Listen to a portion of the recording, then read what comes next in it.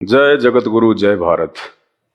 आप सभी भाई बहनों को मुझ पवन दास की तरफ से प्यार भरा नमस्कार, राम राम। भाई और बहनों, आज का हमारा वीडियो विशेषकर हिंदू भाई बहनों के लिए बहुत ही ज्यादा महत्वपूर्ण है और इस वीडियो को आपने पूरा देखना चाहिए और पूरा देखने के बाद आपने चिंतन और मनन करना चाहिए।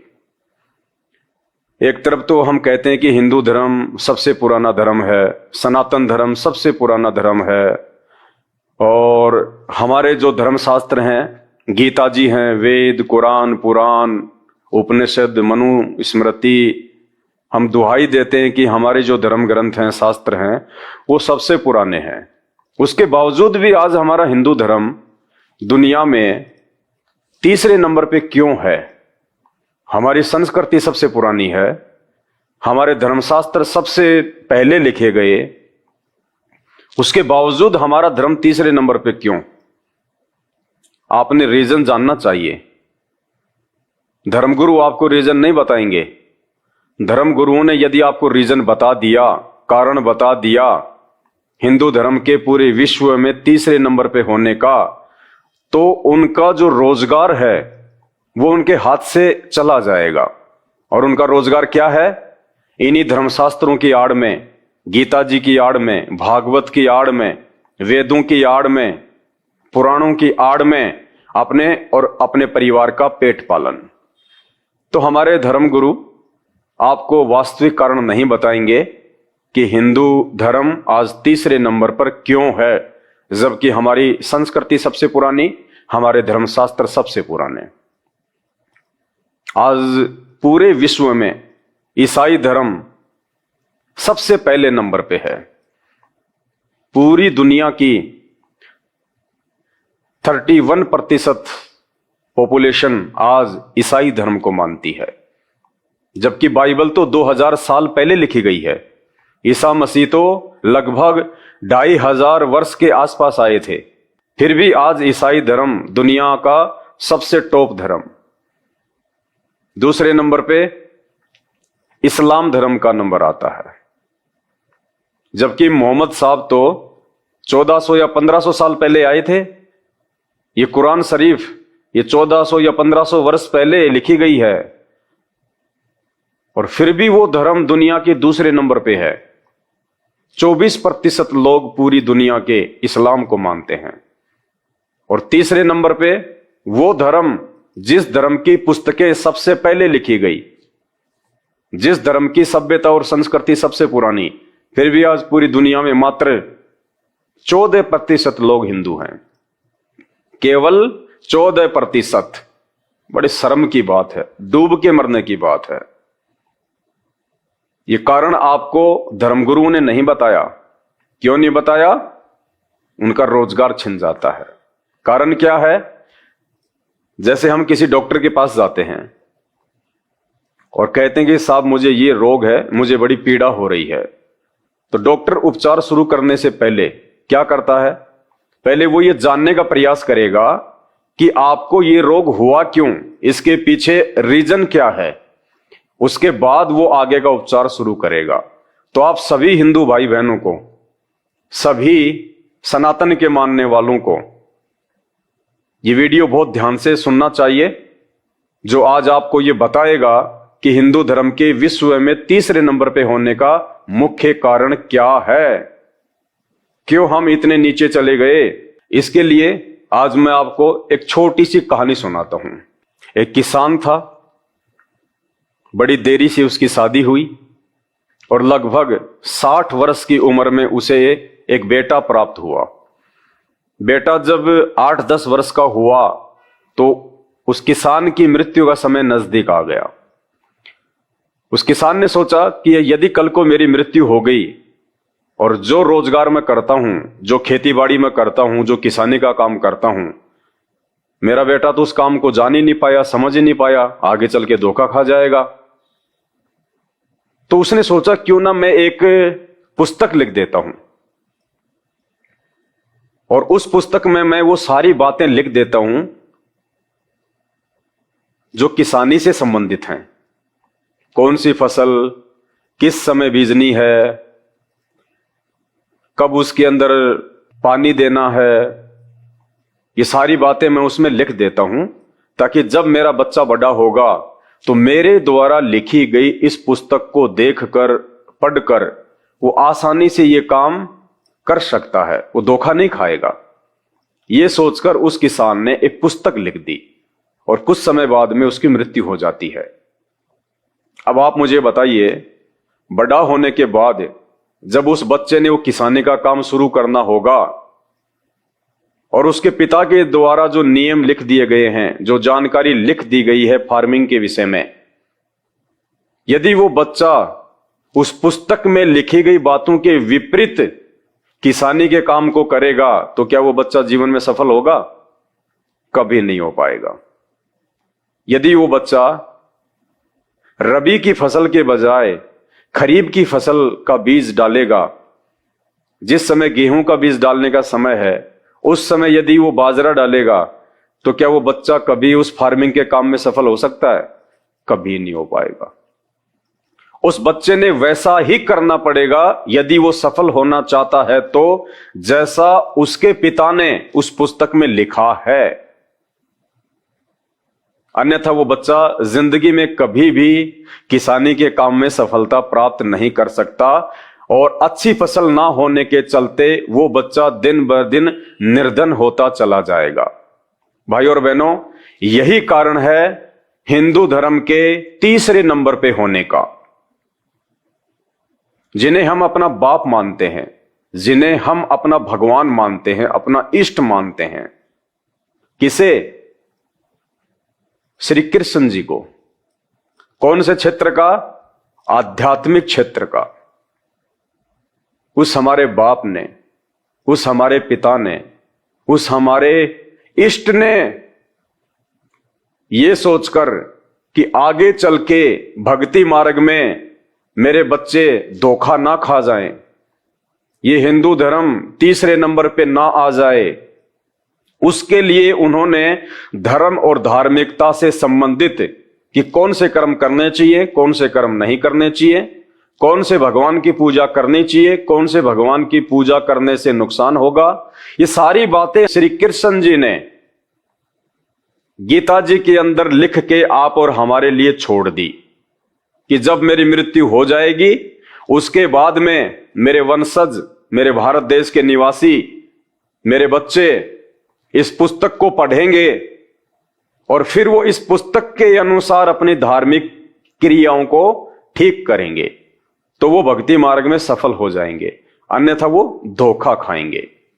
तो भाई और बहनों, अगर भक्ति मार्ग में हमें सफल होना है, वास्तव में यदि हमने 84 लाख योनियों के संकट से बाहर निकलना है, यदि हमने नरक की आग से बचना है, तो हमने भगवान के द्वारा लिखी गई इस पुस्तक को आधार बनाना पड़ेगा।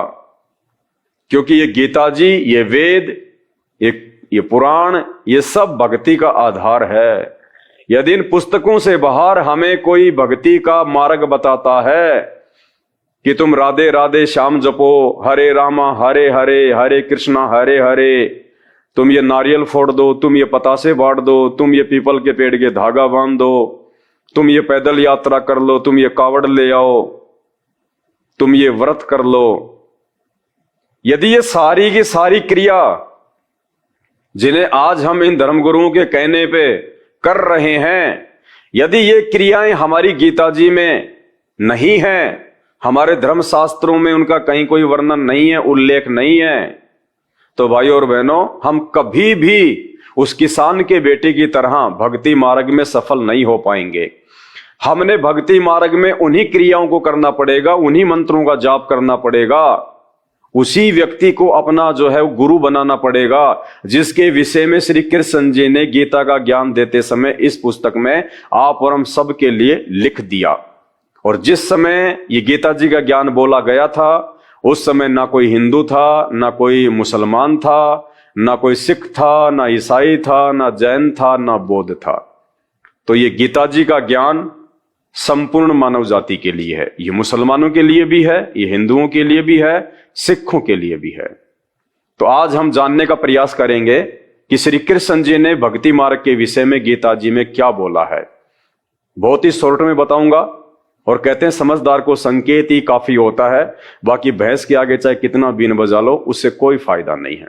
ये आप देख रहे हैं श्रीमद् भागवत गीता, गीता प्रेस गोरखपुर से ये प्रकाशित है, और हम इसके अध्याय नंबर 18 श्लोक नंबर 62 में चलेंगे कि भगवान हमें क्या दिशा निर्देश दे रहे हैं भक्ति और भगवान के विषय में। तो अब हम इस पुस्तक के अध्याय नंबर 18 और श्लोक नंबर 62 को खोलेंगे कि भगवान आप और हमें भक्ति मार्ग के विषय में क्या दिशा निर्देश दे रहे हैं। भाई और बहनों, एक बात और अच्छे से कान खोल के सुन लीजिए। आज ईसाई धर्म के विश्व में सबसे ऊपर होने का मुख्य कारण क्या है पता है? ईसाई धर्म में केवल एक ही परमात्मा को माना जाता है, केवल एक ही परमेश्वर की पूजा की जाती है, ईसा मसीह की। दूसरे नंबर पर इस्लाम धर्म के होने का मुख्य कारण क्या है पता है? इस्लाम धर्म में केवल एक अल्लाह की इबादत की जाती है, केवल एक ही परमात्मा की। उनकी पुस्तक भी एक ही है, उनका भगवान भी एक ही है, बाइबल भी एक ही है तो उनका भगवान भी एक ही है, ईसा मसीह। इस्लाम में उनकी पुस्तक भी एक ही है, कुरान, तो उनका अल्लाह भी एक ही है। लेकिन हमारे यहां पे पुस्तकें इतनी है चाहो तो मकान भर जाए, और देवता इतने हैं कि भाई साहब 52 डब्बों की ट्रेन भी छोटी पड़ जाए। इसलिए हम लोग तीसरे नंबर पे हैं, क्योंकि आज तक हमारे धर्म गुरुओं ने, ऋषि मुनियों ने, जो लाखों की संख्या में फैले हुए हैं, आज तक इन्होंने हमें यह बताया ही नहीं कि एक परमात्मा कौन है, एक भगवान कौन है, एक अल्लाह कौन है, उसका नाम क्या है, किस एक परमात्मा की भक्ति करनी चाहिए, सबसे बड़ा भगवान कौन है। इसलिए हम लोग भक्ति मार्ग में सबसे ज्यादा नीचे हैं, और यही कारण है आज हिंदू धर्म के तीसरे नंबर पे होने का। और यदि समय रहते हम लोग आज नहीं जागे, और इसी प्रकार से यदि हम 33 करोड़ देवी देवताओं की पूजा पाठ में लगे रहे, रास्ते में किसी ने काले पत्थर को सिंदूर से लाल कर दिया, वहां भी हम लोग सिर झुका के 10 का नोट फेंक के आके निकल जाते हैं। ये भक्ति नहीं है। आज आपने जागना पड़ेगा, समझना पड़ेगा। ये इतनी मोटी पुस्तकें, ये श्रीमद् भागवत गीता, ये 700 श्लोक भगवान ने क्यों बोले? मनोरंजन के लिए नहीं बोले, हमें भक्ति और भगवान से संबंधित संपूर्ण जानकारी देने के लिए। और आज भी यदि हम इन धर्मशास्त्रों को खोल के नहीं देखेंगे तो धिक्कार है ये मानव जन्म प्राप्त करने का, जो 84 लाख योनियां भोगने के बाद केवल एक बार मिलता है, परमात्मा की पहचान करके उसकी भक्ति करके सदा सदा के लिए 84 लाख योनियों से बाहर निकलने के लिए। तो जिस प्रकार वो किसान का बेटा अपने बाप के द्वारा लिखी गई फार्मिंग के विषय में उस पुस्तक को नहीं पढ़ेगा, और उस पुस्तक में जो लिखा गया है उसके अनुसार यदि वो फार्मिंग नहीं करेगा, वो बच्चा कभी जिंदगी में सफल नहीं हो सकता।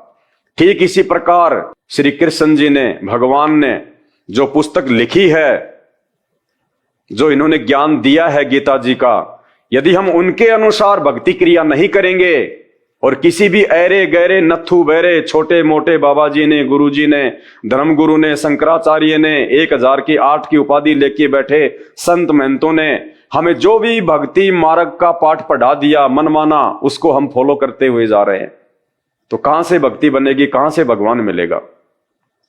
तो क्या कहा श्री कृष्ण जी ने? गीता जी अध्याय नंबर 18 को ध्यान से पढ़िए। ये एक बहुत बड़ी मेहर हुई है आज भारत देश पे, समस्त मानव जाति पे, कि आज इस मद् भागवत गीता को सही तरीके से पढ़ाने वाला हमें वो गुरु मिल गया, धर्म गुरु मिल गया। तो आगे का हम वीडियो शुरू करें उससे पहले उस धर्म गुरु की वंदना करेंगे, उनका जयकारा लगाएंगे। परमपिता परमात्मा, सारी सृष्टि के रचनहार, कुल मालिक, असंख्य ब्रह्मांडों के स्वामी, जगत गुरु, तीनों लोकों में प्रवेश करके सबका पालन पोषण करने वाले राजाधिराज, आत्माधार, नाथों के नाथ, देवों के देव, महादेव, सर्वेश्वर, महेश्वर, मृत्युंजय, अजरो अमर, आदि अनादि सनातनी प्रभु, जगत पिता जगदीश्वर, 1008 की उपाधि के वास्तविक अधिकारी अकाल मूर्त शब्द स्वरूपी राम, प्रथम पूजे, परम संत, परम पुरुष, परम दयालु, परम धनी, हक्का कबीर, सत्य कबीर, वासुदेव, सर्वगतम ब्रह्म, अल्लाहु अकबर, अल्लाह ताला, जगत का तारणहार, जगत का मुक्तिदाता, संत शिरोमणि सतगुरु रामपाल जी भगवान के चरण कमल में आप और हम सभी भाई बहनों का अनंत कोटि दंडवत प्रणाम। अब हम चलते हैं वीडियो की तरफ कि महाभारत के युद्ध में श्री कृष्ण जी ने जो गीता जी का ज्ञान दिया, वो ज्ञान उन्होंने हमारे टाइम पास के लिए नहीं दिया, हमारे किसी मनोरंजन के लिए नहीं दिया, या घर में किसी की मृत्यु हो जाए तो उसके बाद में 2 दिन का पाठ करने के लिए नहीं दिया। ये उन्होंने इसलिए दिया है ताकि जब हमें मानव जीवन प्राप्त हो, ये मानव शरीर प्राप्त हो जो बड़े भाग्य से मिलता है, ये सबसे अनमोल योनि है, 84 लाख योनियां भोगने के बाद मिलती है, और इस योनि को प्राप्त करके वापस हम 84 लाख योनियों में ना जाएं, उसके लिए भगवान ने गीता का ज्ञान दिया। तो भगवान हमें क्या कह रहे हैं भक्ति और भगवान के विषय में, भक्ति मार्ग के विषय में? यदि हमने उनके द्वारा बताई गई बातों को फॉलो नहीं किया तो चाहे आप कितना गीता जी का पाठ करिए, कितना आप दान धर्म कीजिए, कितना बड़ा आपका जो है वो गुरु हो, आप भी अंत में नरक में जाओगे और आपका गुरु भी नरक में जाएगा, कोई बचाने वाला नहीं है। यदि हमने भगवान के अनुसार बताई गई भक्ति मार्ग की इन क्रियाओं को नहीं अपनाया तो आपके सामने है श्रीमद् भागवत गीता, गीता प्रेस गोरखपुर से ये प्रकाशित है, और इसका ये 18वां अध्याय है। और 18वां अध्याय इसका क्या बोल रहा है? तम एव शरणम गच्छ सर्व भावेन भारत तत्प्रसादात प्राम शांतिमम स्थानम प्राप्सी शाश्वतम। क्या कह रहा है ये अध्याय? भगवान हमें क्या बता रहे हैं भक्ति के विषय में? सभी को क्या कह रहे हैं? हे भारत, यानी हे अर्जुन, श्री कृष्ण जी महाभारत के युद्ध में अर्जुन से कह रहे हैं, क्या कह रहे हैं? हे भारत, हे अर्जुन, तू सब प्रकार से उस परमेश्वर की ही शरण में जा। क्या कह रहे हैं भगवान? हे अर्जुन, तू सब प्रकार से उस परमेश्वर की ही शरण में जा।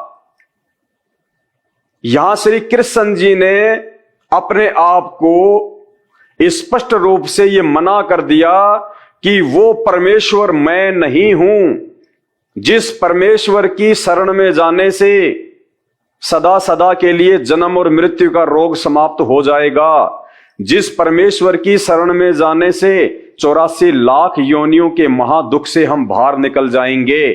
श्री कृष्ण जी कह रहे हैं कि वो परमेश्वर मैं नहीं हूं। वो परमेश्वर यदि श्री कृष्ण जी होते तो अर्जुन को इस अध्याय में ये ना कहते कि हे अर्जुन, तू सब प्रकार से उस परमेश्वर की ही शरण में जा। यानी वो पूर्ण परमात्मा, वो पूर्ण परमेश्वर जो भक्ति के योग्य है, जिसको हम अल्लाह कहते हैं, जिसको हम सनातन भगवान कहते हैं, उसकी तरफ अर्जुन को जाने के लिए श्री कृष्ण जी यहां पे स्वयं संकेत कर रहे हैं आपकी आंखों के सामने। हे भारत, तू सब प्रकार से उस परमेश्वर की ही शरण में जा। फिर क्या होगा? उस परमात्मा की कृपा से ही तू उस परमात्मा की अपने से अन्य को कह रहे हैं श्री कृष्ण जी, खुद को परमात्मा नहीं बता रहे, अपने से अलग किसी और परमात्मा की तरफ संकेत कर रहे हैं। और क्या कह रहे हैं? उस परमात्मा की कृपा से ही तू परम शांति को तथा सनातन परम धाम को प्राप्त होगा। हे अर्जुन, उस परमात्मा की दया से ही तू परम शांति को और सनातन परम धाम, सनातन यानी सदा रहने वाला, परम यानी सबसे ऊपर वाला, और धाम यानी लोक कि हे अर्जुन, तू सब प्रकार से उस एक परमेश्वर की शरण में जा।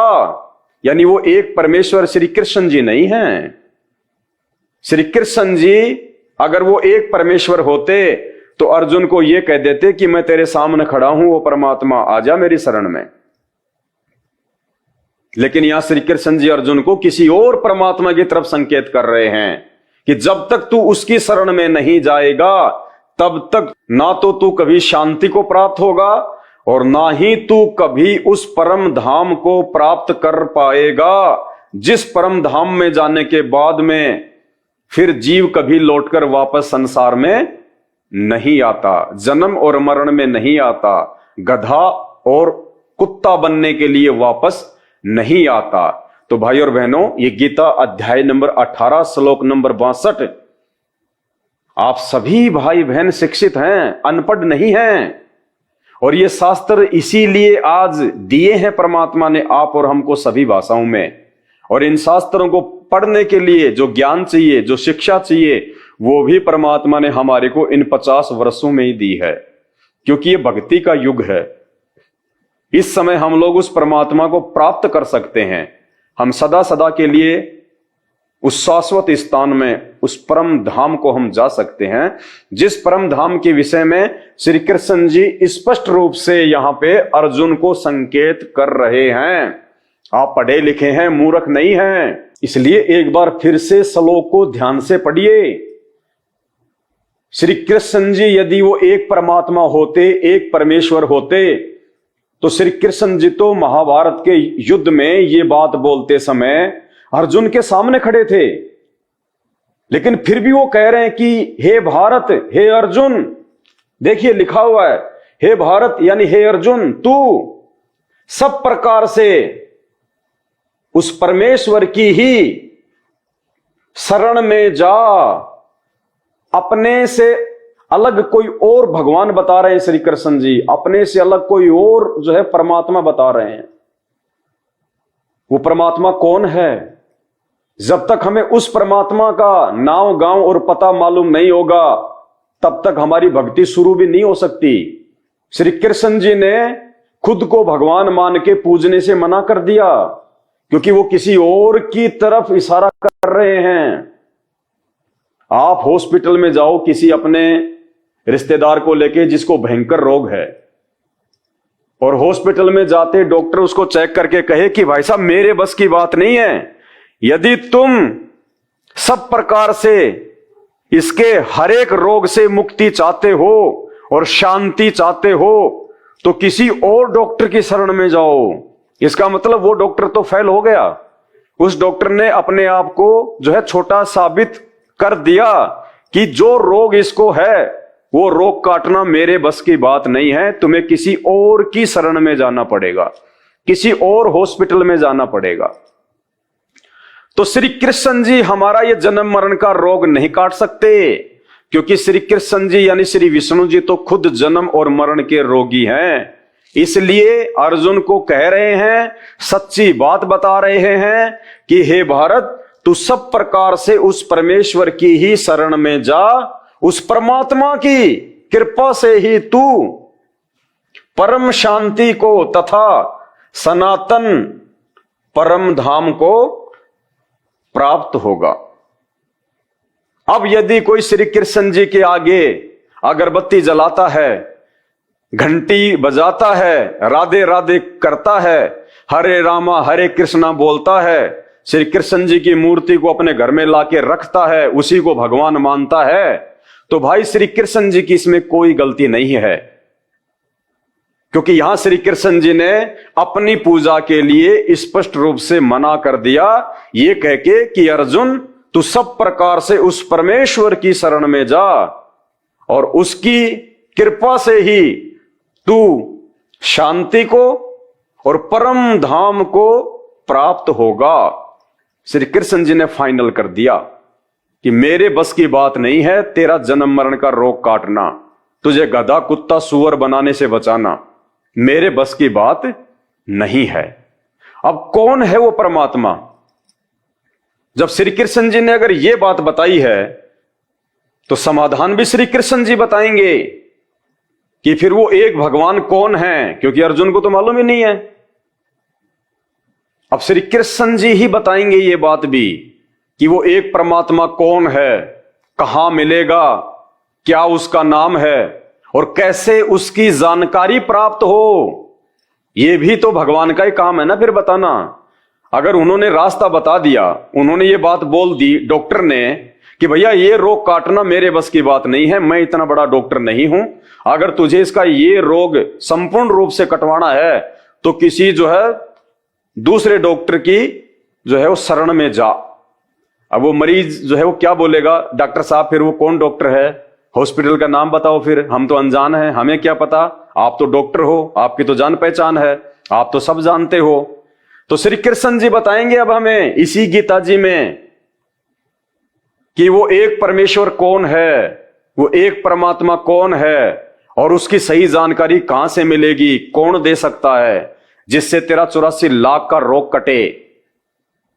सदा तू उस परमात्मा के लोक में चला जा, सचखंड में, सत्य लोक में, जो सभी लोकों से ऊपर है, जहां जाने के बाद में फिर कभी भी मृत्यु नहीं होती, कभी भी वहां पे बुढ़ापा नहीं आता, कोई रोग नहीं होता, कोई लड़ाई नहीं, कोई झगड़ा नहीं, कोई फसाद नहीं, कोई अमीर नहीं, कोई गरीब नहीं, सब मौज करते हैं, ऐश करते हैं। पहले सब वहीं पे थे, अपनी गलती से हम नीचे आ गिरे। ये एक चैप्टर है और इस चैप्टर को समझने के लिए आपने YouTube पे जाके सर्च करना पड़ेगा, सृष्टि रचना संत रामपाल जी महाराज।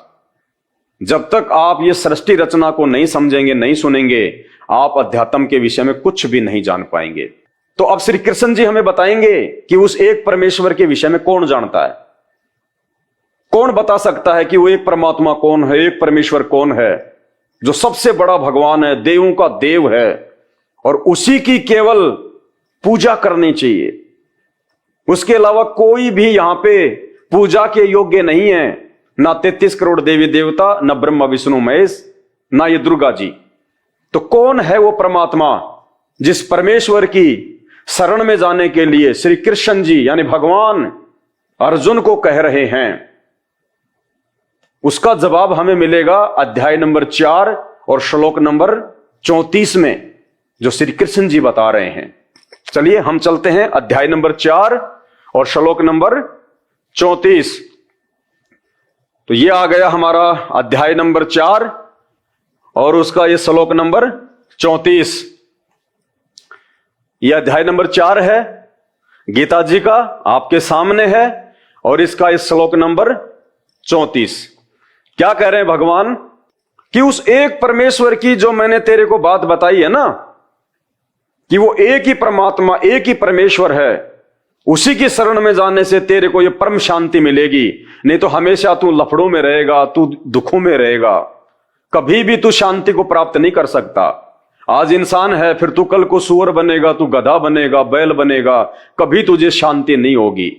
कभी तेरा बेटा मरेगा, कभी तेरी बेटी मरेगी, कब तेरा एक्सीडेंट हो जाए, कब तुझे कोई भयंकर रोग आके घेर ले, तू कभी सुखी नहीं रह सकता, चाहे मनुष्य योनि हो चाहे जानवर योनि हो। तो जिस एक परमेश्वर के विषय में श्री कृष्ण जी कह रहे हैं अर्जुन को कि हे भारत, हे अर्जुन, तू एक परमेश्वर की शरण में जा, उसी की शरण में जाने से तू परम शांति और परम धाम को प्राप्त होगा। अब वो कौन है परमात्मा, कौन है वो भगवान जिसके बारे में श्री कृष्ण जी भी कह रहे हैं कि मेरे बस की बात भी नहीं है भाई, I am not complete God, I am dummy God. तो कंप्लीट गॉड कौन है, उसकी जानकारी कौन देगा? तो अध्याय नंबर 4 के श्लोक नंबर 34 में भगवान हमें बता रहे हैं कि कौन जानता है उसके बारे में, उसकी सही जानकारी कौन देगा उस एक परमेश्वर की। यह अध्याय नंबर 4 और श्लोक नंबर 34 क्या कह रहे हैं भगवान? उस ज्ञान को, कौन से ज्ञान को? उस भगवान के विषय में, उस ज्ञान को कि वो एक परमात्मा कौन है, उस ज्ञान को तू तत्वदर्शी ज्ञानियों के पास जाकर समझ। क्या कह रहे हैं भगवान कि हे अर्जुन, उस ज्ञान को जो एक परमात्मा की जानकारी बताएगा, वास्तव में कौन से भगवान की भक्ति करनी चाहिए, सबसे बड़ा देव कौन है जिसकी पूजा 33 करोड़ देवी देवता भी करते हैं, वो एक परमात्मा, एक परमेश्वर कौन है, उसकी जानकारी तुझे कौन देगा? उस ज्ञान को तू तत्वदर्शी ज्ञानियों के पास जाकर समझ। हे अर्जुन, वो ज्ञान मुझे नहीं है। भगवान कह रहे हैं गीता का ज्ञान देते समय कि अर्जुन, वो ज्ञान मुझे भी नहीं है। अगर श्री कृष्ण जी के पास में वो ज्ञान होता तो श्री कृष्ण जी अर्जुन को ये बात कभी नहीं कहते कि उस ज्ञान को समझने के लिए तू तत्वदर्शी ज्ञानियों के पास जाकर समझ। यानी श्री कृष्ण जी को भी उस एक परमात्मा की जानकारी नहीं है। श्री कृष्ण जी ने ऑप्शन दे दिया अर्जुन को कि अगर तुझे उस एक परमात्मा के बारे में जानना है, जिसकी पूजा, जिसकी भक्ति करने से हमारा जन्म मरण का रोग समाप्त होगा और हम सदा सदा के लिए उस परम धाम को प्राप्त हो जाएंगे, उसकी जानकारी कौन देगा? तत्वदर्शी संत। उस ज्ञान को तू तत्वदर्शी ज्ञानियों के पास जाकर समझ। अगर श्री कृष्ण जी के पास में वो ज्ञान होता तो वही बोल देता अर्जुन को तुरंत। लेकिन श्री कृष्ण जी को भी उस एक परमेश्वर की जानकारी नहीं थी, इसलिए श्री कृष्ण ने ऑप्शन दे दिया कि उस एक परमेश्वर की जानकारी के लिए तू उस ज्ञान को तत्वदर्शी ज्ञानियों के पास जाकर समझ। उनको भली भांति दंडवत प्रणाम करने से, उनकी सेवा करने से और कपट छोड़कर सरलता पूर्वक प्रश्न करने से वे परमात्म तत्व को भली भांति जानने वाले ज्ञानी महात्मा तुझे उस तत्व ज्ञान का उपदेश करेंगे।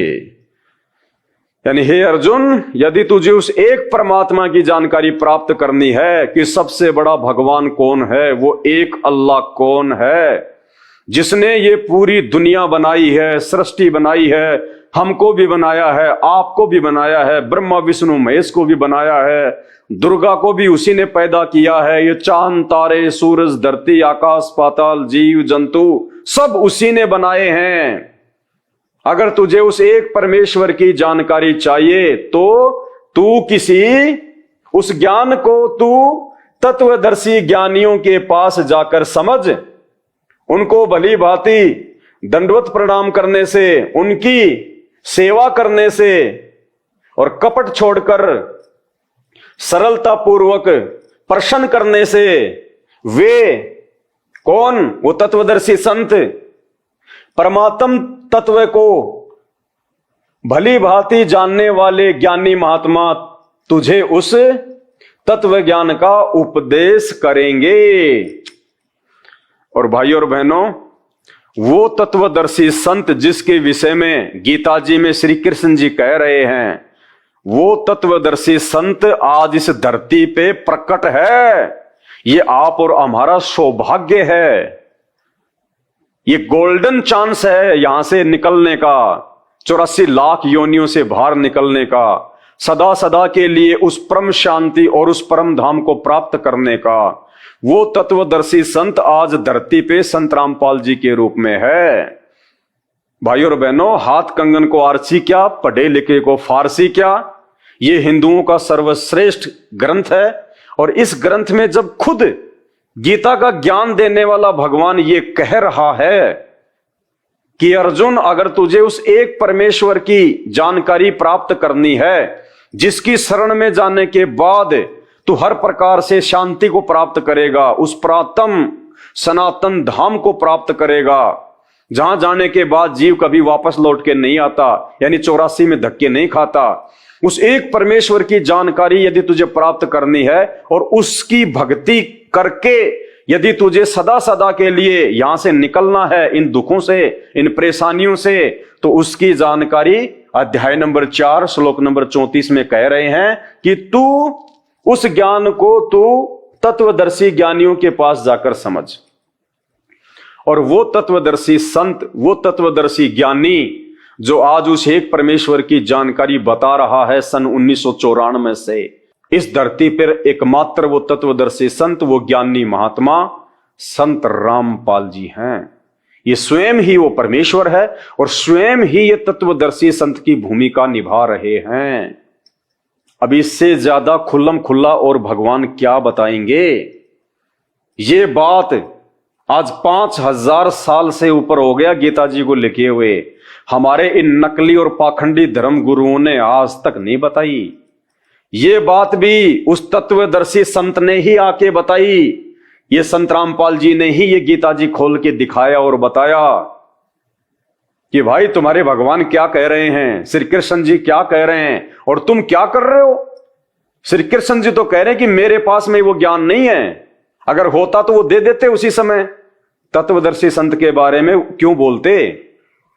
और खुद ही यदि वो भगवान होते, जो भगवान जन्म और मरण को समाप्त कर दे, जो 84 लाख योनियों के दुख से आत्मा को बाहर निकाल दे, तो अध्याय 18 के श्लोक नंबर 62 में श्री कृष्ण जी ये कभी नहीं कहते कि अर्जुन उस एक परमेश्वर की तू शरण में जा। अगर वो ही भगवान होते, वो ही परमेश्वर होते, तो कह देते मैं खड़ा तेरे सामने वो एक परमेश्वर। लेकिन नहीं, उन्होंने क्या कहा कि मैं नहीं हूं, उस एक परमेश्वर की शरण में जा, और वो परमेश्वर की जानकारी वो तत्वदर्शी संत बताएगा और कोई नहीं बता सकता। यदि आपने इस हिसाब से अपनी भक्ति शुरू नहीं की, यदि आपने सबसे पहले उस तत्वदर्शी संत के सत्संग सुन के निर्णय करके फिर उनसे नाम उपदेश लेके और उनके द्वारा बताई गई वो भक्ति यदि आपने नहीं की, तो आप जिंदगी में 84 लाख योनियों के दुख से बाहर नहीं निकल सकते। क्योंकि श्री कृष्ण जी ने सबसे उत्तम ज्ञान दे दिया, और श्री कृष्ण जी के बताए अनुसार यदि हम नहीं करेंगे तो हम तो भगवान की उल्लंघना कर रहे हैं। हमें तो श्री कृष्ण जी वाला लाभ भी नहीं मिलेगा, क्योंकि हम तो श्री कृष्ण जी की बात को भी काट रहे हैं, और हम तो मनमुखी होके श्री कृष्ण जी को ही पूजने लग गए, ब्रह्मा विष्णु महेश को ही पूजने लग गए, 33 करोड़ देवी देवताओं को पूजने लग गए, भैरव भूतों की पूजा करने लग गए, माई मसाणी की पूजा करने लग गए। फिर तो गीता जी क्या करें? फिर हम इसका गीता जी के अनुसार तो हम चल ही नहीं रहे। श्री कृष्ण जी हमें क्या कह रहे हैं और हम क्या कर रहे हैं? राधे राधे श्याम मिला दे, राधे राधे श्याम मिला दे, हरे रामा हरे कृष्णा, हरे रामा हरे कृष्णा। अरे राधे कहां से श्याम मिला देगी? वो श्याम, वो श्री कृष्ण जी तो खुद कह रहा है कि मेरे पास में कुछ नहीं है, तू उस एक परमात्मा की शरण में जा, और उस परमात्मा की जानकारी तुझे वो तत्वदर्शी संत देगा, मेरे पास भी नहीं है। तो भाइयों, कैसे ये हिंदू धर्म दुनिया का नंबर 1 धर्म बन जाएगा? कैसे वो सनातनी संस्कृति वापस आ जाएगी? कैसे ये देश विश्व गुरु बन जाएगा? विचार करो इन बातों पे। और फिर क्या बताएगा वो तत्वदर्शी संत? कौन सा ज्ञान बताएगा वो तत्वदर्शी संत? उस तत्वदर्शी संत की भी क्या पहचान होगी? वो नकली है या वो असली है? उस तत्वदर्शी संत की पहचान भी भगवान ने गीता जी में बताई है। यदि उस तत्वदर्शी संत की भी तुझे पहचान करनी है, तो गीता जी अध्याय नंबर 15 श्लोक नंबर 1 क्या कह रहा है? क्या करेगा वो तत्वदर्शी संत? वो कैसे अपने जो है वो ज्ञान को बताएगा? ये देखिए, ये गीता जी अध्याय नंबर 15 और ये श्लोक नंबर 1। भगवान के बताए अनुसार जब हम उस तत्वदर्शी संत की खोज हम कर लेंगे, और भैया खोज करने की जरूरत नहीं है, आपको तो खोज करने की भी जरूरत नहीं है, आपको तो सीधा सीधा उसका एड्रेस बताया जा रहा है। संत रामपाल जी महाराज, उस तत्वदर्शी संत की क्या पहचान बताई संत रामपाल जी की श्री कृष्ण जी ने? देखिए, ऊर्ध्व मूलम अधः शाखम अश्वत्थम प्राहु अव्ययम छंदासी यस्य प्रणानी ये तम वेद च स वेद विद। क्या पहचान होगी उसकी? वो क्या ज्ञान बताएगा? आदि पुरुष परमेश्वर मूल वाले और ब्रह्मा रूप मुख्य शाखा वाले जिस संसार रूप पीपल के पेड़ को, वृक्ष को यानी पेड़ को, पीपल के पेड़ को अविनाशी कहते हैं, तथा वेद जिसके पत्ते कहे गए हैं, उस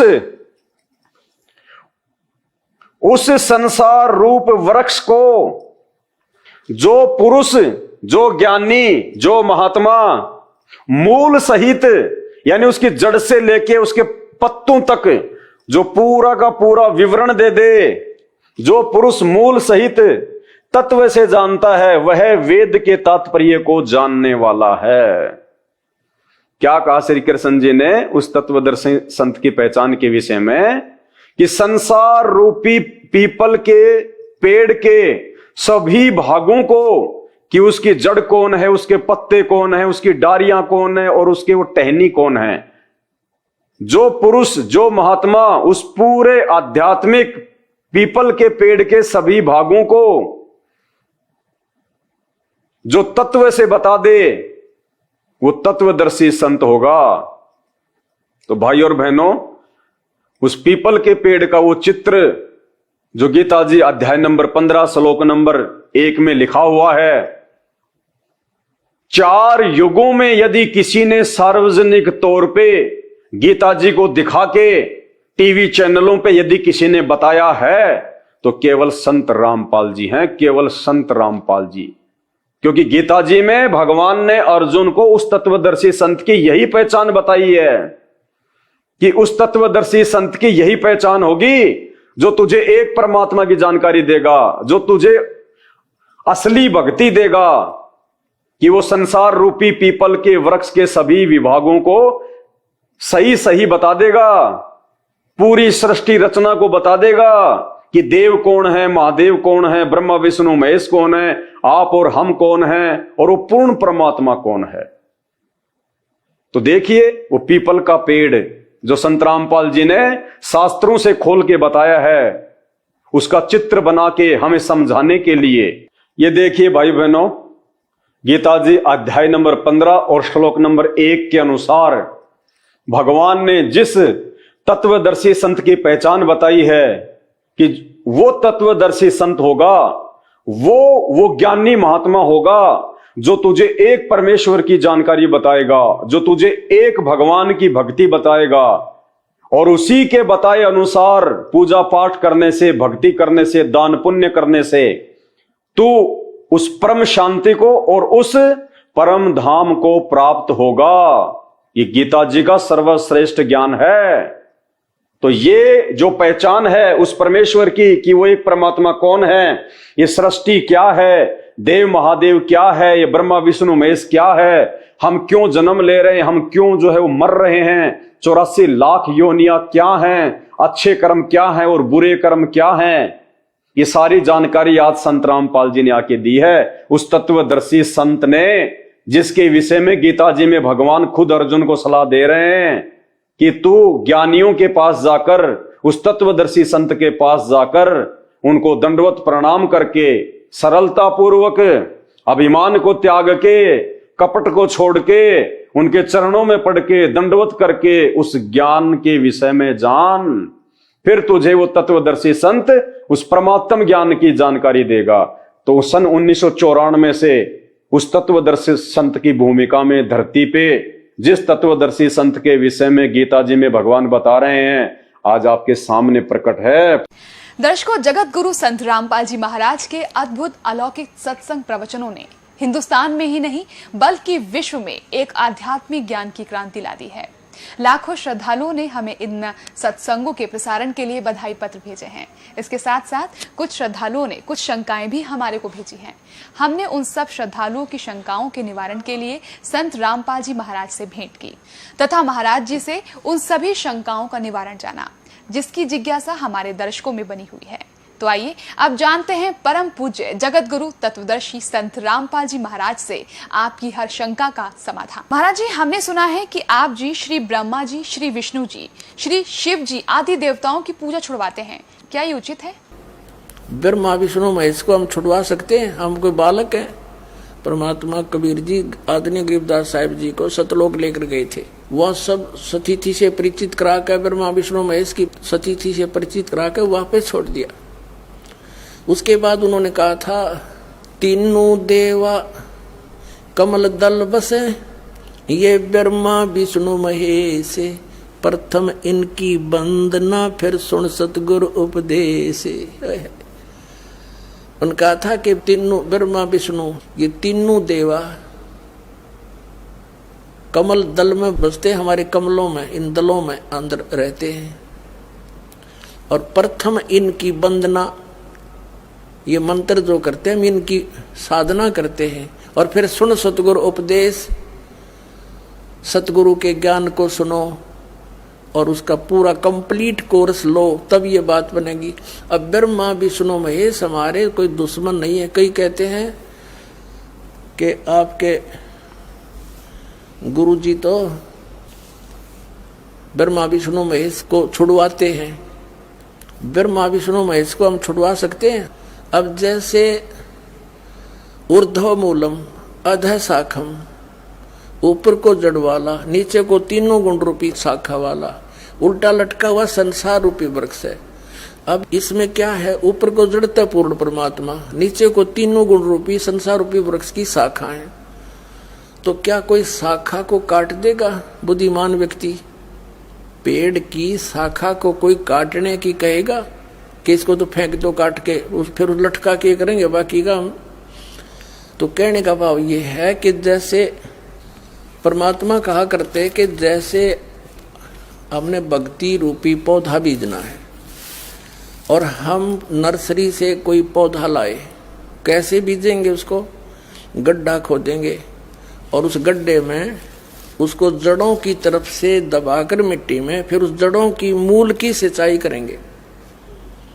तो मूल की यानी जड़ की पूजा करेंगे हम, तो वो पौधा पेड़ बनेगा, उसकी टहनियां बड़ी बड़ी हो जाएंगी, तीनों गुण रूपी शाखा। तो उन शाखाओं का फल लगेगा और फल के लिए हम सारा प्रोसेस अपना कर रहे हैं, फल प्राप्ति के लिए हम कर रहे हैं। तो वो हमने तोड़ने नहीं होते, हमने ऐसे करना है, अपनी way of worship according to the spiritual करना है, शास्त्रों के अनुसार करना। देखना ये समझ लो, हम एक पौधा लाए तो ये है बुद्धिमता। जड़ों को गमले में यानी मिट्टी में डाला, दबा दिया और पूजा शुरू कर दी, सिंचाई। ये जड़ कबीर परमात्मा है इस संसार रूपी वृक्ष की। अब ये हमने जड़ों को पूजना है। इन ब्रह्मा विष्णु महेश की पूजा नहीं, हम क्या कर रहे हैं? ऐसे कर रहे हैं। ये बता बाल कौड़ा काम कर रखे हमने, हंसी नहीं आवे। हम ऐसी पूजा कर रहे हैं, उल्टा काम कर लिया हमने। ब्रह्मा विष्णु महेश को हम इष्ट रूप में पूज रहे हैं, गमले में ला दिए ब्रह्मा विष्णु महेश और ये पूजा कर रहे हैं। तो कोई क्या कहेगा? समझदार व्यक्ति ने कहा सीधा कर ले इसने, और वो लड़े, हट जा दूर, खबरदार तूने क्या कर दिया। अब देखो जड़ छोड़ दी हमने, अब जड़ ऊपर रहेगी तो भक्ति रूपी पौधा सूख गया, ये यूजलेस है। ये शास्त्र विधि को त्याग कर शास्त्र विरुद्ध साधना है, ये उल्टा बीजा हुआ भक्ति रूपी पौधा। और हमने ऐसे करने को कहा, तो इसमें इसकी पूजा करेंगे भगवान कबीर साहब की, फिर हमारे शास्त्र अनुकूल कर्म बनेंगे। शास्त्र अनुकूल संस्कार होने से ये फल ब्रह्मा विष्णु महेश ने देना हमारे को, क्योंकि यहाँ के ये प्रधान है, इविन का फल लगेंगे। अब इसका प्रमाण देते हैं। अपने आत्मा परमात्मा ये कहा करते, तुम साधना ठीक करो और फिर आपको लाभ होगा पूरा। अब तुम साधना कर रहे हो उनकी जो आपको कुछ दे ही नहीं सकते। अब जैसे आप किसी फैक्ट्री मालिक की नौकरी कर रहे हो, तो नौकरी उसकी कर रहे हो, आपकी हाजिरी लगकर तनख्वाह बनकर कैशियर के पास आती है, अकाउंटेंट के पास आती है। अब तनख्वाह तो देंगे अकाउंटेंट और वो कैशियर, लेकिन वो देंगे आपका वर्क डन, और वो भी उस मालिक की मजदूरी करोगे। तो यदि उस आप लागे अकाउंटेंट और कैशियर की जूते साफ करन, उसकी प्लेट धोना, वह नौकरी दी छोड़ आपने, वो खा के देंगे आपको, लोग भाज्य चाह बिना प्याओ टाइम पे। तो इसी प्रकार हमने पूजा तो करनी है, मजदूरी तो करनी, इष्ट रूप में तो पूजना परमपिता को, कबीर साहब को, और फिर उससे बनेंगे हमारे शास्त्र अनुकूल जितने भी शुभ संस्कार फिर देंगे। यही यहाँ पर जब तक आप यहाँ रहोगे तो यहाँ के ये प्रधान है, इन्होंने हमारा वर्क डन देना है। जैसा कर्म करेगा फल देगा भगवान, इनका ये आखिरी विधान था। तो ये भगवान तो वर्क डन ही दे सकते, इसमें ऐड नहीं कर सकते। और फैक्ट्री मालिक मनमाना करा के दे तोहफे में, यानी परमात्मा हमारे मालिक हैं, मालिक तो कुछ भी दे सकता है। अब और थोड़ा सा दिखाते हैं क्योंकि कंसेप्ट इससे जुड़ा हुआ है। इसी गीता जी अध्याय नंबर 3 के, ये श्रीमद् भगवद गीता अध्याय नंबर 3 के आपको दिखाते हैं श्लोक 10 से लेकर 15। ये देखिएगा, श्रीमद् भगवद गीता अध्याय नंबर 3 के और श्लोक नंबर 10। प्रजापति ब्रह्मा ने कल्प के आदि में यज्ञ सहित प्रजाओं को रचकर कहा था, तुम लोग इस यज्ञ के द्वारा, यज्ञ माने धार्मिक अनुष्ठान, शास्त्र अनुकूल वृद्धि को प्राप्त हो। यह यज्ञ तुम लोगों को इच्छित भोग प्रदान करने वाली हो। 11वें में कहा है, यज्ञ के द्वारा देवताओं को उन्नत करो और वो देवता तुम लोगों को उन्नत करें। इस प्रकार निस्वार्थ भाव से एक दूसरे को उन्नत करते हुए तुम लोग कल्याण को प्राप्त हो जाओगे। 12वें में फिर कहा है, यज्ञ के द्वारा बढ़ाए गए देवता, बताओ देवता ने क्या हम पकड़ कर बढ़ावांगे, खींच कर बढ़ावांगे उन्हें। अब ये विधि बता रखी है कि शास्त्र अनुकूल साधना करने से, जड़ की पूजा करने से ये तीनों देवता रूपी शाखा बढ़ जाएंगी, बड़ी हो जाएंगी, फिर ये फल देंगे। देखिए, यज्ञ के द्वारा, शास्त्र अनुकूल साधना के द्वारा बढ़ाए हुए यानी बढ़े हुए देवता, ये तीनों शाखाएं तुम लोगों के बिना मांगे ही इच्छित भोग निश्चित देते रहेंगे। उन देवताओं को दिए हुए भोगों को जो पुरुष उनके बिना दिए स्वयं भोगता है वह चोर है। अब क्या सिद्ध हो गया कि जैसे हम मूल की पूजा करेंगे, मूल की यानी जड़ की पूजा करने से टहनी बड़ी हो जाएंगी, ये देवता बढ़ गए, बड़े होकर ये फलों से लथपथ हो जाएंगी, ये टहनी बिना मांगे देंगे अपने आप, क्योंकि हम मूल की पूजा कर रहे हैं तो अपने आप इनका बस की बात नहीं, देने पड़ेंगे फल हमारे को। आगे देखो, और जो फिर कहते हैं धर्म दान नहीं करते तो वो तो चोर हैं, वो फिर स्वयं भोगता है बिना गुण को दिए यानी बिना कुछ दान किए तो चोर है। 13वें में कहा है, यज्ञ से बचे हुए अन्न को खाने वाले श्रेष्ठ पुरुष सब पापों से मुक्त हो जाते हैं। और जो पापी लोग अपने शरीर पोषण के लिए ही अन्न पकाते हैं वे तो पाप ही खाते हैं। इसका कहने का भाव यह है, अपने आत्माओं, यहाँ पर सतलोक आश्रम बरवाला जिला हिसार हरियाणा में पूरे विश्व में एक ये स्थान है जहाँ शास्त्र अनुकूल साधना होती है। अब ये क्या बता रहे हैं, यज्ञ से बचे हुए अन्न को खाने वाले श्रेष्ठ पुरुष संत यानी अच्छी आत्मा तो सब पापों से मुक्त हो जाते हैं। हम सबसे पहले परमात्मा का भोग निकालते हैं, भोजन का भी, हलवे का प्रसाद बनकर आता वो भी, उसको भगवान के भोग लगाकर फिर शेष अन्न को वितरित किया जाता है।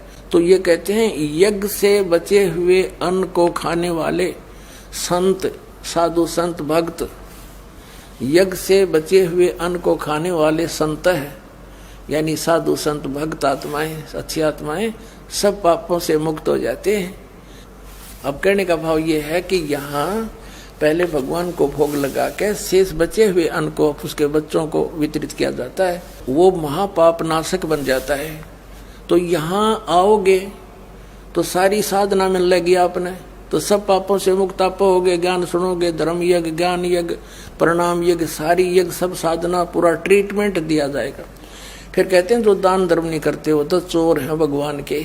जिन हर की चोरी करी और गए राम गुण भूल, ते बिदना बागुल किए वो फिर झूले उल्टी झूल। कहते हैं जिन हर की चोरी करी, भगवान ने जो आपको दान दिया है, धन आपके संस्कार में, उसको आगे दान जो नहीं करता वो तो चोर बताया भगवान का। तो फिर क्या बताते हैं देखिएगा, आगे इसमें निष्कर्ष निकल रहा है। 3रे अध्याय का हमने ये 13वां श्लोक पढ़ लिया। यज्ञ से बचे हुए अन्न को खाने वाले श्रेष्ठ संत माने आप अच्छी आत्माएं सब पापों से मुक्त हो जाते हैं। और जो पापी लोग अपना केवल कमाया और खाया वहीं तक सीमित हैं, वो तो पाप को खाते हैं। अब 14 और 15 में एक निर्णायक ज्ञान दे दिया। पहले इनका अनुवाद पढ़ाएंगे इंजीनियरों का, फिर समझ में आएगा। संपूर्ण प्राणी अन्न से उत्पन्न होते हैं। अन्न की उत्पत्ति वृष्टि से होती है, वृष्टि यज्ञ से होती है। यज्ञ इसका अर्थ है शास्त्र अनुकूल कर्मों से जो होता है वो विहित कर्मों से उत्पन्न होने वाले हैं, यज्ञ यानी धार्मिक अनुष्ठान। और कर्म समुदाय को तो ब्रह्मो उद्भवम, इन्होंने ब्रह्म का अर्थ वेद कर दिया है। कोई बात हुई? ब्रह्म का अर्थ वेद कर दिया। ये लिखना था कि देखो हम यहाँ पर आए इस काल के लोक में, तो हमने कर्म करके ही मिलेगा, ना कति नहीं मिले। तो कहते हैं ये कर्म लगाए ब्रह्म ने बनाया विधान यहाँ का, और ब्रह्म की उत्पत्ति हुई परम अक्षर ब्रह्म से, उस परमात्मा से, सच्चिदानंद घन ब्रह्म से। इसका अर्थ तो ये है, लेकिन इन अज्ञानियों ने कुछ ज्ञान तो था नहीं, सारे उल्टे अडंगे अड़ा दिए। ये देखिएगा, कर्म समुदाय को तू वेद से उत्पन्न नहीं, ब्रह्म से उत्पन्न हुए। और ब्रह्म अक्षरम उद्भवम अविनाशी परमात्मा से, यहाँ ब्रह्म लिखना था, ब्रह्म ये काल अविनाशी परमात्मा से उत्पन्न हुआ जान। इससे सिद्ध होता है कि सर्वगतम ब्रह्म, सर्वगतम माने सर्वव्यापी परमात्मा, सबका मालिक, सदा ही यज्ञों में प्रतिष्ठित है। वो इष्ट रूप में पूज्य है, वही प्रतिष्ठित है सभी यज्ञों में, उसको इष्ट मानकर पूजा करनी चाहिए। इसका निष्कर्ष ये निकल गया। अब हम उस परमात्मा को इष्ट मानकर पूजा करेंगे तो हमारी शास्त्र अनुकूल साधना होगी। और इसमें कहा है कि सारा जो शास्त्र अनुकूल साधना करने से हमारे शुभ संस्कार बनेंगे। ये भक्ति रूपी पौधा बड़ा होगा, ब्रह्मा विष्णु महेश के पास हमारे संस्कार जाएंगे, और ये बिना मांगे आपको देंगे, आपको बिना मांगे देंगे। जैसे फल लदपत हो गए टहनिया के, आप भी खाओ, रिश्तेदार भी ले जाओ, और पड़ोसी भी तोड़ ले जाओ तो भी समाप्त ना हो। तो इतना इस प्रकार हमारा ये पूरा भक्ति क्रम पूरा होता है। तो हम आपको सबसे पहले परमात्मा ने कहा है कि तीनों देवा इन कमल दलों में बसे, ये ब्रह्मा विष्णु महेश, और प्रथम इनकी वंदना, और फिर सुन सतगुरु उपदेश।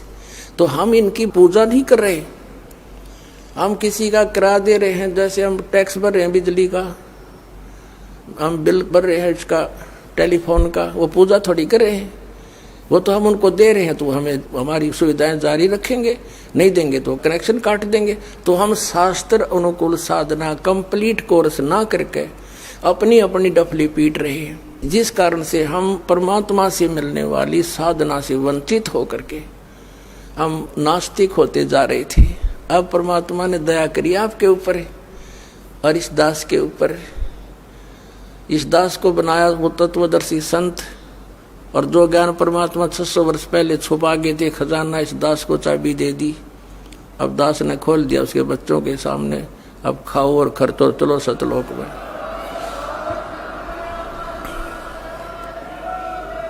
तो क्या बताया संत रामपाल जी भगवान ने? ये गीता जी अध्याय नंबर 15 और श्लोक नंबर 1 के अनुसार इन्होंने एक ये चित्र बना के हमारे को जो है समझाया है। जिस पेड़ का जिक्र, जिस पीपल के पेड़ का जिक्र अध्याय नंबर 15 श्लोक नंबर 1 में स्पष्ट रूप से लिखा हुआ है। आज हम क्या कर रहे हैं? संत रामपाल जी ने आके हमें क्या बताया कि क्यों तुम लोग भक्ति मार्ग में दिन ब दिन नीचे जा रहे हो। तुम सभी भगवानों की भक्ति करते हो, पूजा करते हो, फिर भी तुम्हें कोई लाभ नहीं। तुम्हारी आंखों के सामने तुम्हारे बेटा बेटी मर जाते हैं, तुम्हें कैंसर जैसा, टीबी जैसा, एड्स जैसा भयंकर रोग तुम्हारे को घेर लेता है। तुम दुखी, तुम्हारा परिवार दुखी, तुम्हारे बाल बच्चे दुखी, तुम आर्थिक स्थिति से तुम दुखी। क्यों तुम परेशान हो? जीते जी दुखी, सर्वश्रेष्ठ मानव योनि प्राप्त करने के बाद भी तुम महादुखी, और मरने के बाद फिर तुम 84 लाख योनियों में जाते हो, फिर महादुखी। तो रीजन बताया संत रामपाल जी ने कि तुम्हारी भक्ति सही नहीं है। तुमने भक्ति रूपी जो पौधा है उसको तुमने ठीक तरीके से नहीं जो है वो बीज रखा। अपने भक्ति को ठीक करो, एक भगवान की पहचान करो, फिर देखना इस भक्ति से जो लाभ मिलते हैं वो लाभ यूं चुटकियों में मिलेंगे, चुटकियों में। जो आज संत रामपाल जी के भगत प्राप्त कर रहे हैं। तो संत रामपाल जी ने हमें गीता जी अध्याय नंबर 15 श्लोक नंबर 1 के अनुसार ये पीपल के पेड़ को बना के और उसके सभी विभागों को उन्होंने समझाया है। आज हमने भक्ति रूपी जो ये पौधा है, हमने इसको जमीन में उल्टा डाल रखा है। अरे एक पेड़ होता है, हम कोई छोटा सा कोई आम का एक पौधा लेके आते हैं, उस पौधे को जमीन में हम कैसे लगाते हैं? हम उसकी जड़ को ऊपर करते हैं या फिर उसकी जड़ को हम लोग जमीन में डालते हैं? तो आप कहोगे भैया उसकी जड़ को जमीन में डालना पड़ेगा, खड्डा खोद के, और उसके बाद में उसमें पानी डालना पड़ेगा, उसमें खाद देना पड़ेगा, उसकी सुरक्षा करनी पड़ेगी, तब कहीं जाके 5-6 साल में वो आम का पेड़ बनेगा, फिर उसके पेड़ लगेंगे। बिल्कुल सही बात है। और हम लोगों ने क्या कर रखा है? भक्ति रूपी पेड़ को हमने उल्टा जमीन में गाड़ रखा है। भक्ति रूपी पेड़ की जो जड़ है, एक पेड़ होता है उसकी जड़ होती है जहां से उसको पोषण मिलता है। जड़ कौन है अध्यात्म में? भगवान, वो परमात्मा। तो हमने हमारा जो भक्ति रूपी जो पेड़ है, जो भक्ति आज हम जो कर रहे हैं, हमने वो इस प्रकार से पौधा लगा रखा है। हमने उसकी जड़ तो कर दी ऊपर, और उसकी जो टहनियां हैं उनको हमने जमीन में गाड़ रखा है। टहनियां कौन है? ये ब्रह्मा विष्णु महेश, ब्रह्मा विष्णु महेश भक्ति रूपी पेड़ की टहनियां हैं। और ये डार कौन है? ये इनका पिता है, काल क्षर पुरुष, ये है इनका पिता। और इस भक्ति रूपी पेड़ की जड़ क्या है?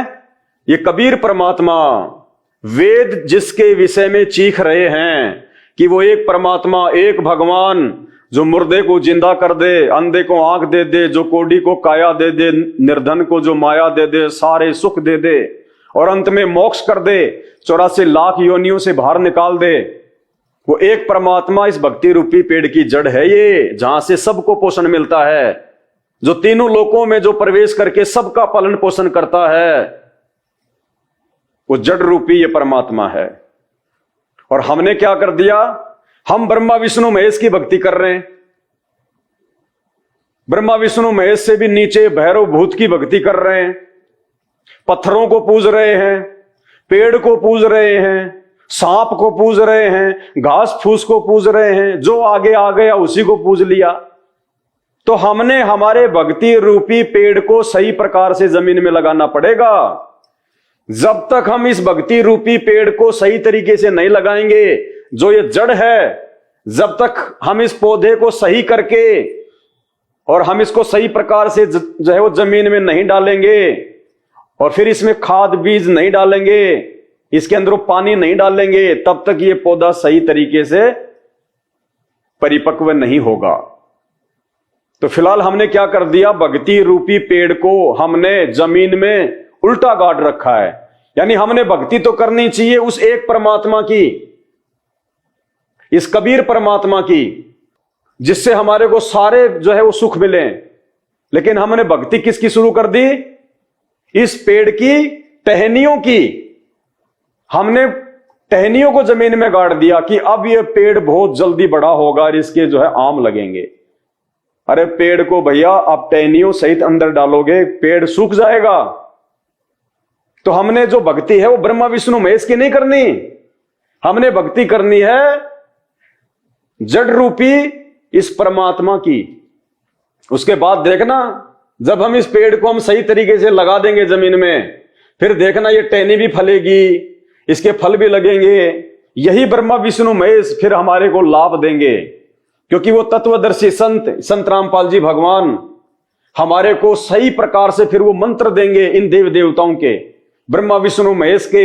जब हम अपने भक्ति रूपी इस पौधे को संत रामपाल जी के अनुसार उनको जो है अपना गुरु धारण करके जब हम सही प्रकार से उसको जमीन में लगाएंगे, जमीन में लगाने का मतलब है जैसा हमें संत रामपाल जी इन शास्त्रों से दिखाएंगे, बताएंगे कि वो एक परमात्मा कौन है, एक भगवान कौन है, क्या उसका नाम है।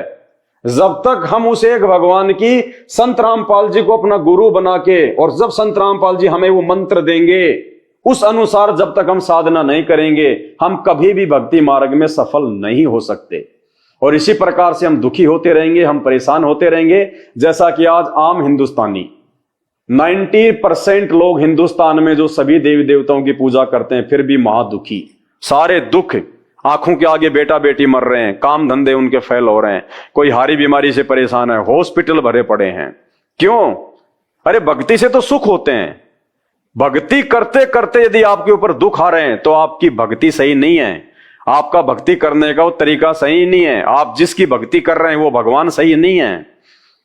तो गीता जी हमें जो अमर संदेश दे रही है, श्री कृष्ण जी ने जो बताया अर्जुन के माध्यम से आप और हमें, कि भैया जब तक तू उस एक परमात्मा की भक्ति नहीं करेगा, जब तक तू उस एक परमात्मा की शरण में नहीं जाएगा, तब तक तुझे कोई शांति नहीं हो सकती।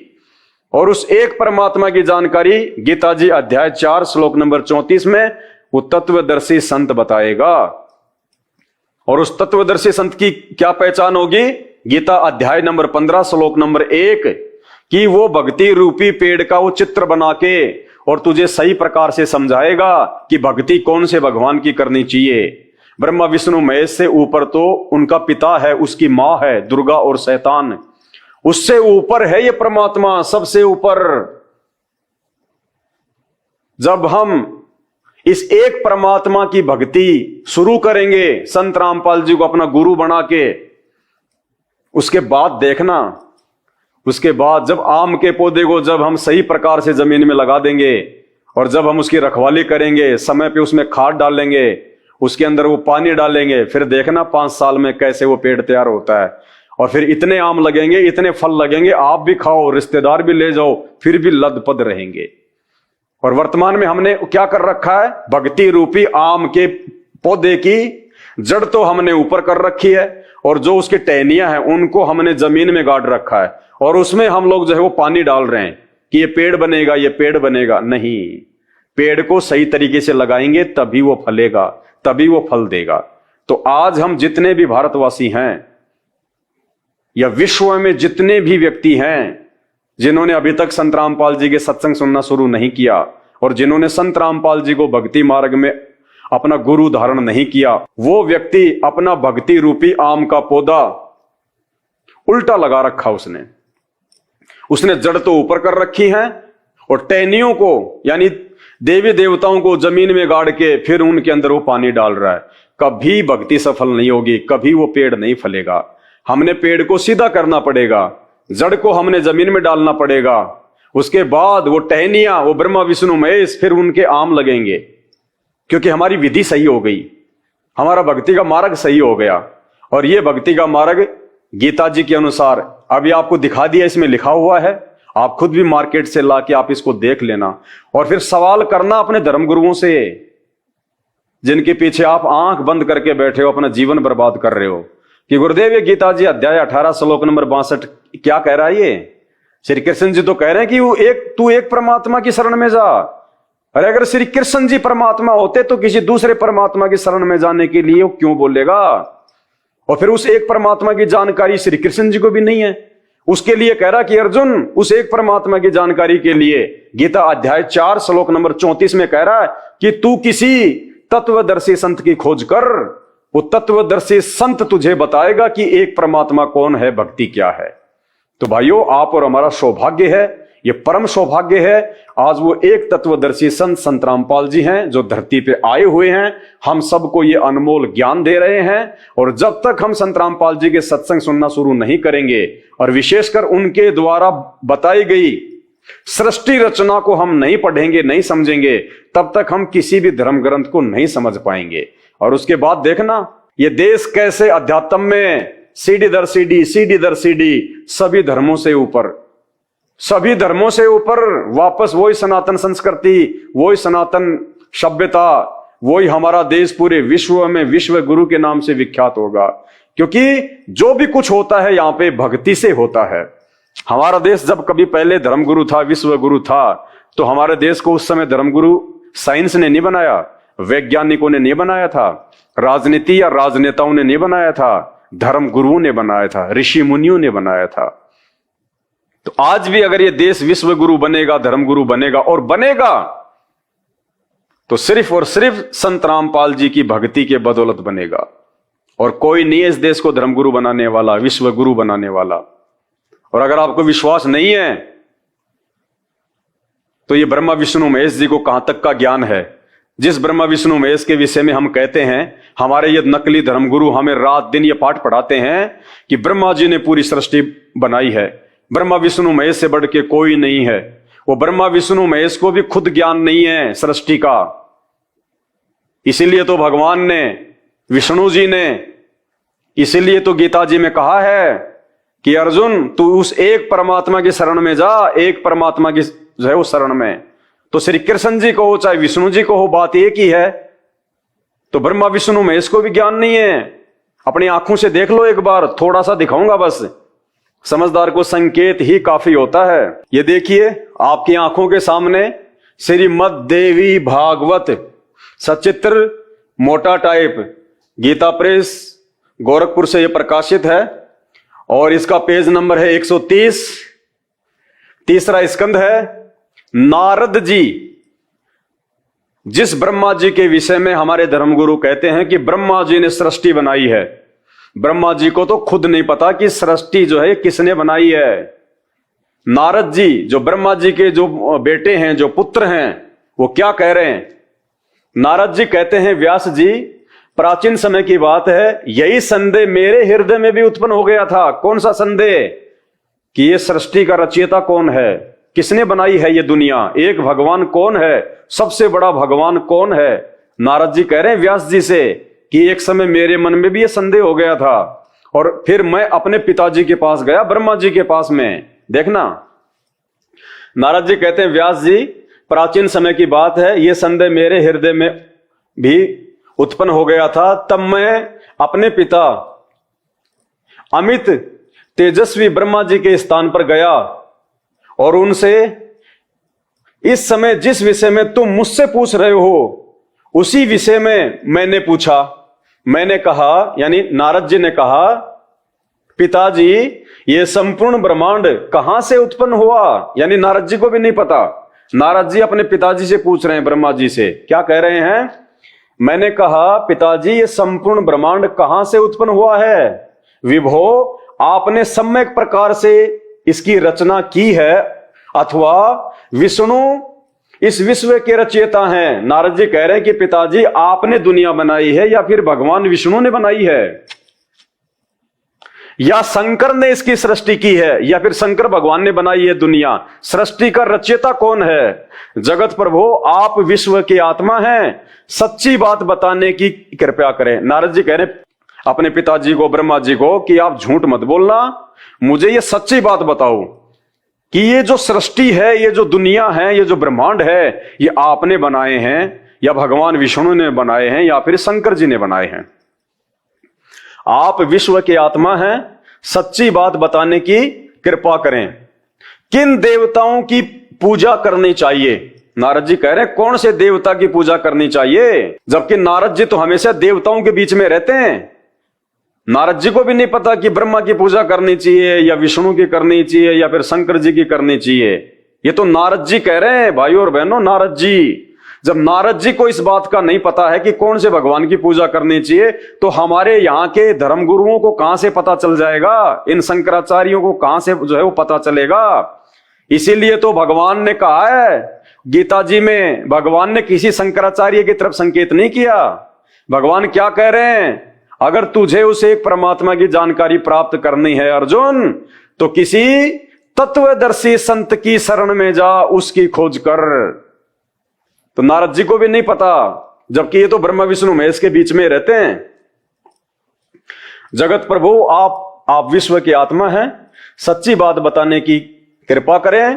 किन देवताओं की पूजा करनी चाहिए तथा कौन देवता सबसे बड़े एवं सर्वसमर्थ हैं और कौन सा देवता सबसे बड़ा है, सबसे ज्यादा शक्तिशाली है?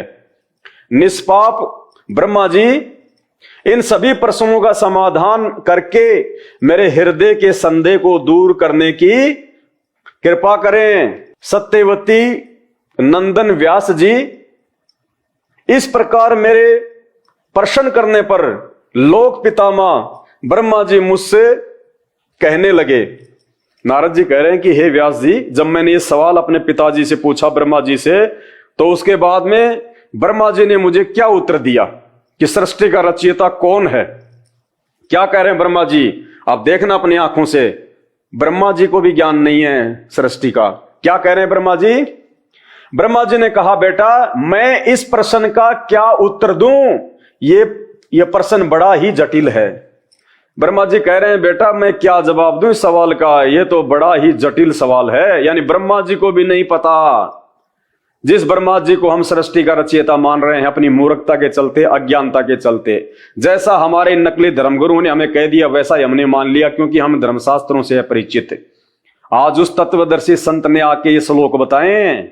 आज से पहले नकली धर्मगुरु ने हमारे को ये श्लोक नहीं पढ़ाए। इन श्लोकों का क्या अर्थ है वो नहीं बताया, बस खाली इनका पाठ कर लिया, दान दक्षिणा ले ली, हम अपने घर वो अपने आश्रम में। तभी तो गधे कुत्ते सूअर बन रहे हैं हमारे पूर्वज, हम उनके श्राद्ध निकाल रहे हैं। वो भूत योनि में जो है वो पड़े हुए हैं, श्राद्ध उनके निकाले जाते हैं जो भूत योनि में होते हैं। तो क्या कह रहे हैं ब्रह्मा जी, मुझे भी नहीं पता। बेटा नारद, ये तो बड़ा ही जटिल सवाल है, इसका मैं क्या जवाब दूं।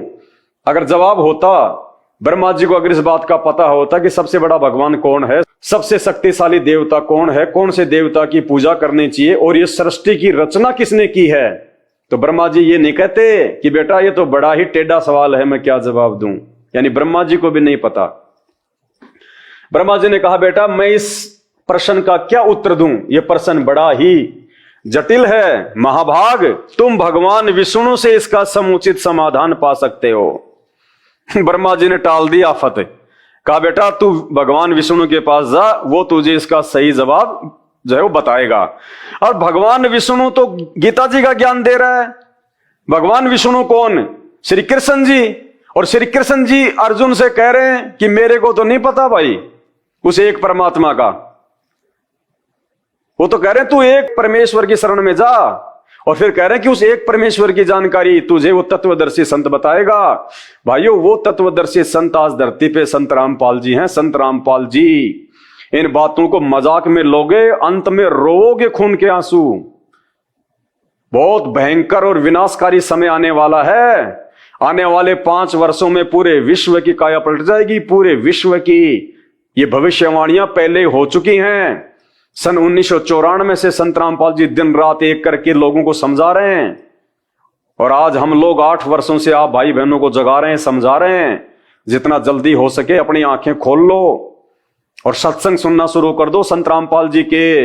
ए विलंब, अगर अपने और अपने परिवार की सुरक्षा चाहते हो तो, वरना ये जितने भी देव महादेव, भगवान ब्रह्मा विष्णु महेश, ये धर्म गुरु शंकराचार्य, ये आने वाले समय में ऊपर हाथ खड़े करने वाले हैं, ऊपर हाथ खड़े करने वाले।